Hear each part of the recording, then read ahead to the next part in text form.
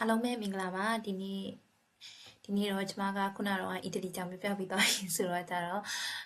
အချိန်လေးနည်းနည်းရဟာနဲ့ဂျာမနီကျောင်းမှာထပ်ပြီးတော့ကြတော့ပြောမယ်စီစဉ်လိုက်ရတာပါအဲ့တော့ကြတော့ဒီအီတလီလိုတော့ဂျာမနီကတိတ်တော့မလို့ရှိဘူးပေါ့နော်ဂျာမနီကတော့ဂျာမနီကိုလာမယ်ဆိုလို့ရှိရင်တော့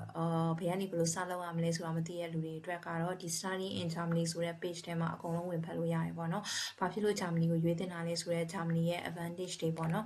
ဘယ်လိုမျိုးတွေအလုပ်ကိုင်ခွင့်လန်းနေနဲ့ပတ်သက်ပြီးတော့ဘယ်လိုမျိုးရှိရရဲပြီးတော့ကြတော့ဘယ်လိုမျိုး study လုပ်တဲ့အခါမှာဘယ်လိုမျိုး university entrance တွေရှိရလဲပြီးတော့ကြတော့ဘယ်လိုမျိုး visa တွေရှောက်ရမှာလဲ health insurance နေရာကိုဘယ်လိုဝယ်ရမှာလဲဆိုတာကိုအကုန်လုံးတနေရာထဲမှာ one stop service ရှိနိုင်တဲ့ဒီ page လေးဖြစ်ပါတယ်ဘယ် agency မှသွားစရာမလိုပါဘူးဒီ page လေးဝင်လိုက်ရုံနဲ့အကုန်လုံး information တွေအကုန်လုံးရှိရပေါ့နော်ဒီမှာဆိုလို့ရှိရင်ဘယ်လိုမျိုးဟိုcourse တွေကိုရှာဖွေရမလဲဘယ်လိုမျိုး application တွေလုပ်ရမလဲ funding အနေနဲ့ဘာတွေရှိလဲ German course တွေရောဘယ်လိုမျိုးရှိနေလဲဘာညာအကုန်လုံး refugee တွေအနေနဲ့ဘယ်လိုမျိုး opportunity တွေရှိstudy opportunity တွေရှိတယ်ဆိုတာအစအကုန်လုံး website တစ်ခုထဲမှာ information တွေအကုန်လုံးရနိုင်ပါတယ်ဒါအပြင်ပေါ့နော် living in Germany ထဲမှာဆိုလို့ရှိရင် resident permit ဘယ်လိုမျိုးရှောက်ရမလဲဘဏ်အကောင့်မှာဆိုလို့ရှိရင် blog account တွေဘယ်လိုမျိုးပြရမလဲပြီးတော့ study နဲ့ part time job တွေဘယ်လိုမျိုးရှာဖွေလို့ရလဲဆိုတာအစအကုန်လုံးပေါ့နော် internet ဘယ်လိုမျိုးဆိုအခြေအနေရှိလဲ transportation system တွေကဘယ်လိုလဲ transportation system တွေကတစ်လောက်ဘယ်လောက်ကြာမှာလဲဆိုတာကိုအကုန်လုံး one stop service အကုန်လုံးသိနိုင်တဲ့ website ဖြစ်ပါတယ်အဲ့တော့ကြတော့ကိုသွားမဲ့မြို့ပေါ်မှာမူတည်ကိုရှောက်ချင်တဲ့program ပေါ်မှာမူတည်ပြီးတော့じゃ information တွေအကုန်လုံးဒီ website ထဲမှာရှာလို့ရတယ်ပေါ့နော်အဲ့တော့ဒီနေ့ကျွန်မကတော့ဒီ website ထဲမှာဘယ်လိုမျိုးcourse တွေကိုဘယ်လိုမျိုးရှာဖွေရမလဲဆိုတာကိုပြပြသွားပါမယ်အဲ့မှာဆိုလို့ရှိရင်ဒီမှာဆိုလို့ရှိရင် find a course for the study ပေါ့နော်ဒီ website တွေကနေဝင်ရှာလဲရတယ်ဒါမှမဟုတ်လို့ရှင်တော့ကျွန်မကတော့ဒီ website တွေကနေရှာဖို့ recommend ပို့ပေးရပေါ့နော်ဒီ website ရဲ့ဒီ website ရဲ့ပေါ့နော်ဒီ website ဒီ website ကတော့ကျောင်းသားတွေတော်တော်များများသုံးကြတယ်ပေါ့နော်ဘယ် program တွေရှိလဲအဓိကကတော့သူကpublic university တွေအတွက်ပေါ့နော် public university တွေအတွက်ပါအခုချိန်ဆိုလို့ရှိရင်2024 2025ပေါ့နော်ဒီ October intake အတွက်ပေါ့နော် program တွေတော်တော်များများဖွင့်နေကြပါပြီအဲ့တော့ဂျာမနီမှာကျောင်းလျှောက်ချင်တဲ့မြန်မာကျောင်းသားတွေအနေနဲ့ဒီ website နှစ်ခုကိုဒါကိုကတည်ထားမယ်ဆိုလို့ရှိရင်ပေါ့နော်ဘယ် agency မှလည်းအပ်ဆရာမလို့ကိုကနဲ့ကိုကျောင်းလျှောက်ပြီးတော့ကြတော့ဂျာမနီကို visa လျှောက်ပြီးတော့လာလို့ရပါတယ်လို့အဲ့တော့ဒီမှာဆိုလို့ရှိရင် bachelor program တွေအနေနဲ့အကုန်လုံး list ရှိရဲ active ဖြစ်နေတဲ့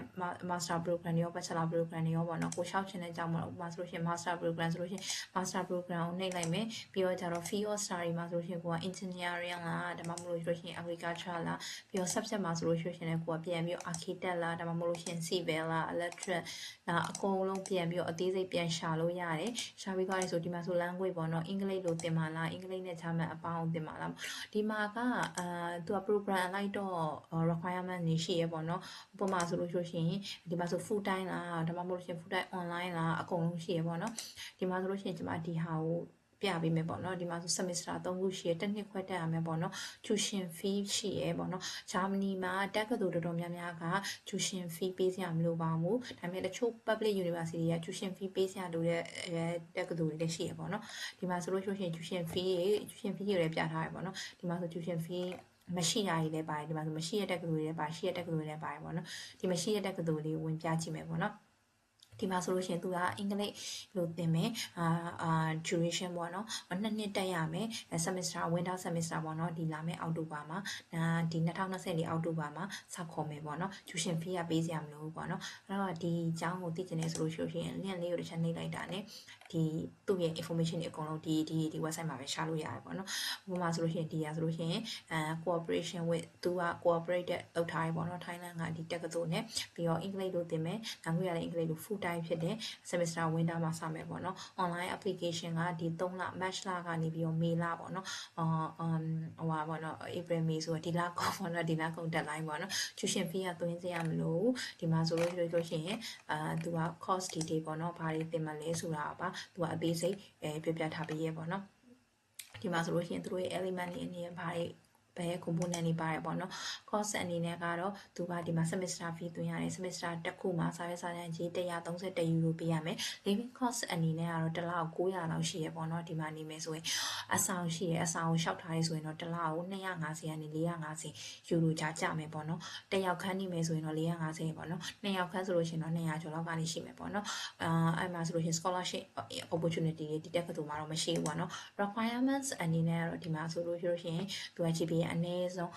2.5ရမယ်ပေါ့နော်ဒါမှမဟုတ်2.5ထက်ပေါ့နော် IELTS ဆိုလို့ရှိရင် IELTS certificate ပေါ့နော်ဒီ Italy နဲ့ Germany နဲ့မတူတာပါလဲဆိုတော့ Germany တက္ကသိုလ်တွေကလေ IELTS certificate မရှိရင်လုံးဝဝင်ခွင့်မပေးအဲ့တော့ IELTS ကမဖြစ်မနေလိုအပ်တယ်ပေါ့နော် Italy လိုမျိုးဟိုတခြား alternative certificate တွေတော့ဒီမှာမရှိဘူးပေါ့နော်တခုတော့ရှိရဲ့ကိုက European နဲ့ Australia ရဲ့ US ရဲ့မှာကိုကပွဲရထားခဲ့တာဆိုလို့ရှိရင်တော့ IELTS certificate ပြစရာမလိုဘူးပေါ့နော် Australia နဲ့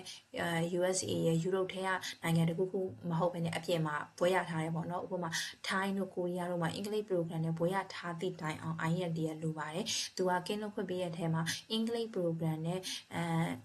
ကျောင်းပေးထားတဲ့လူတွေလို့ပြောထားတာမဟုတ်ဘဲနဲ့ဒီ Australia ရဲ့Europe နိုင်ငံတွေရဲ့ Europe ရှန်ကန်နိုင်ငံတွေရဲ့ပြီးတော့ USA မှာတက်ခဲ့တဲ့ကျောင်းသားတွေပဲသူကကင်းလွတ်ခွင့်ပြုထားတာပါ English program ကနေကျောင်းပြီးတဲ့ကျောင်းသားတိုင်းကို IELTS ပေးစရာမလိုဘူးလို့ပြောထားတာမဟုတ်ပါဘူးအဲ့တော့ကျတော့ IELTS ကတေချာဘက်ကိုရှိရမယ်ပေါ့နော် US ဒါမှမဟုတ် Australia မှာကျောင်းတက်ခဲ့တာမဟုတ်လို့ရှိရင်ပေါ့နော်အဲ့တော့ဒီမှာဆိုလို့ရှိရင် online application ကနေဘယ်လိုမျိုး submit လုပ်ရမလဲဆိုတာဒီပြထားရပေါ့နော်ဒီမှာဆိုလို့ရှိရင်သူ website တွေကတော့တော်တော်များများတော့အင်္ဂလိပ်လိုပြန်ပြီး translate ပြန်ရမှာပေါ့နော်ဒီမှာဆိုလို့ရှိရင်သူ user ID နဲ့ဒီ register ကိုနှိပ်ပြီးရဲဆိုလို့ရှိရင်ဒီ user ID ကနေဝင်ပြီးတော့ online application ကိုရှောက်လိုက်ရုံပဲပေါ့နော်အဲ့ဒါပြီးသွားလို့ရှိရင်ကိုက acceptance letter ရမယ်ပေါ့နော်ဒီ online application တွေကိုဝင်ပြီးတော့ကြတော့ခုနကတော့ဒီ register လုပ်ထားတဲ့ဟာတွေနဲ့ဒီ1 2 3 step တွေနဲ့ရှောက်လိုက်ရုံပဲပေါ့နော်အဲ့တော့ဒါတော့အရန်ရုပ်ရှင်နေပေါ့နော်ဒီ website နှစ်ခုသာရထားတယ်ဆို website နှစ်ခုသာသိထားတယ်ဆိုပြီးဆိုရှင်ကျောင်းရှောက်ဖို့ကလည်းအရန်လွယ်ပါတယ်ကိုမသိတဲ့ information တွေပေါ့နော်ကိုမသိတဲ့ information တွေပါတယ်ဆိုလို့ရှိရင်ဒီကနေပြီးတော့ကြတော့ရှာလိုက်ရုံပဲပေါ့နော်ဘဏ် account information တွေလားဒါမှမဟုတ်လဲဆိုလို့ရှိရင် study plan နဲ့ပတ်သက်ပြီးတော့ကြတော့ foundation course တွေကဘယ်လိုရှိရလဲဥပမာဆိုလို့ရှိရင် Italy မှာဆို foundation course တွေကအရန်ခက်စားရည်လीနော်အဲ့တော့ကြတော့မြန်မာနိုင်ငံမှာ10တန်းအောင်ပြီးတော့ German bachelor ကိုမ join ရင် foundation course တွေဘယ်လိုမျိုးတက်ရမလဲပေါ့နော်ဒီ foundation course တွေကိုဘယ်လိုမျိုးရှောက်ပေးရမလဲဆိုတာလေဒီ website ထဲမှာရှာပြီးတော့ဖတ်လို့ရတယ်ပေါ့နော်bachelor တက်ချင်တဲ့ကျောင်းသားအနေနဲ့ကတော့ကျမအနေနဲ့ဒီ bachelor ကျောင်းကိုအရင်ဆုံးဆက်သွယ်ပါလို့ recommend ပေးချင်တယ်ပေါ့နော်ကိုတက်ချင်တဲ့ program coordinator ကို email ပို့ပြီးတော့ကြတော့ငါမှတော့ဒီ certificate ရှိရဲအဲ့တော့ကြတော့ငါက foundation တက်ရမယ်ဆိုလို့ရှိရင်ဘယ် foundation program တက်ရမလဲဒီကျောင်းနဲ့ပေါ့နော်ဥပမာကျမအခုတက်နေတဲ့ Groningen ဆိုလို့ရှိရင်ပေါ့နော် Groningen နဲ့ချိန်ထားတဲ့ဒီ foundation university တွေအများကြီးရှိရပေါ့နော်အဲ့ဒီထဲမှာ program နေပြီးမင်းကဆေးကျောင်းတက်ချင်နေဆိုလို့ရှိရင်တော့ဒီ foundation လေးတက်တင်တယ်ဒါမှမဟုတ် engineering ဆိုလို့ရှိရင်တော့ဒီ foundation တက်တင်နေဆိုပြီးသူက suggestion ပေးတဲ့ပုံမှာမူတည်ပြီးတော့ကိုက foundation ကိုပြန်တက်ရင်တော့ပိုအဆင်ပြေပါတယ်အဲ့လိုမျိုးလုပ်ရင်တော့ပိုကောင်းတယ်ပေါ့နော်ဒီမှာဆိုလို့ရှိရင် level မှာဆိုလို့ရှိရင်လည်းပတိုင်းချော်တွေကအစhead insurance တွေကအစ phone pay telecom တွေ post တွေဘယ်လိုမျိုးရှိတာအစအကုန်လုံးmention လုပ်ထားတဲ့ website မလို့ဒီ website နှစ်ခုဝင်ကြည့်လို့ဆိုရှင်ဂျာမနီမှာကျောင်းတက်ဖို့က agent လည်းမလို့ဘဲနဲ့ကိုယ်တိုင်အစားအဆုံးစလုပ်လို့ရပါပြီပြီးတော့ blog account ထဲမှာထည့်တဲ့ ban information ကgeneral ban နေလည်းရှိရပေါ့နော် public ban နေလည်းရှိရဒီမှာအကုန်လုံးပြပြထားရပေါ့နော်ဒါပေမဲ့ကျမအကြံပေးချင်တာကတော့တက္ကသိုလ်က acceptance letter ရပြီဆိုလို့ရှိရင် university ကိုမေးကြည့်ပေါ့နော် ban university က recommend လုပ်ထားတဲ့ ban account ရှိလားပေါ့နော်သူတို့က recommend လုပ်ထားတဲ့ ban account ရှိရဆိုလို့ရှိရင်အဲ recommend လုပ်ထားတဲ့ ban account တွေကိုလွှဲပြီးတော့ကြတော့ဒီကျောင်းကလွှဲခိုင်းတဲ့blog account တွေကို ban account လွှဲပေါ့နော်ပုံမှန်တော့သူကတစ်နှစ်စာပြရတယ်ပေါ့နော်12000ကနေ14000ကြားရှိရပေါ့နော်12000တော့မဟုတ်ဘူးပေါ့နော်11000ကျော်ကျော်ကနေ14000ကြားပြရတယ်ပေါ့နော်ယူရို11000ကနေ14000ကြားပြရတယ်အဲ့ပြီးတော့ကြတော့သူကဒီ university ကဘာဖြစ်လို့ university recommend ပေးတဲ့ account တွေကိုဖွင့်ခိုင်းတာလဲဆိုတော့ပုံမှန်သူက public ကအဲ့ဒီ blog account တွေဆိုရင်တစ်လောက်1000လောက်ပဲထုတ်ပေးရပါတော့အကယ်၍ကိုယ့်ရဲ့ university အလိုက်ပေါ့နော်ကိုယ့်ရဲ့ university အလိုက်ဆိုလို့ရှိရင်ဥပမာသူကတစ်လမှာသူက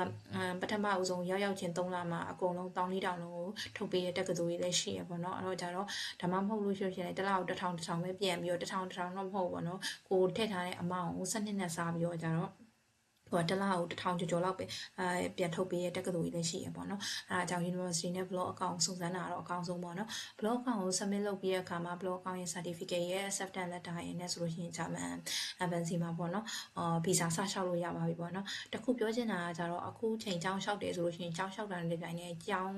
အဆောင်တွေပါလျှောက်တာပေါ့နော်ဂျာမန်တက္ကသိုလ်တွေတော်တော်များများရဲ့အဆောင်တွေကကျောင်းသား15ရာခိုင်နှုန်းလောက်ရဲ့accommodation အတွက်ပဲ cover မိရပေါ့နော်အဲ့တော့ကိုကအဆောင်စောစောမလျှောက်ထားဘူးဆိုလို့ရှိရင်ဂျာမနီမှာနေထိုင်အပြင်တိုက်ခန်းရှာတာနည်းနည်းခက်တယ်ပေါ့နော်နည်းနည်းခက်တာတော့မဟုတ်ပိုးလဲစစ်ကြီးရပေါ့နော်အဲ့တော့အဆောင်ကိုလည်း university admission လျှောက်ပြရတဲ့အဆောင်ကိုလည်းလျှောက်ကြဖို့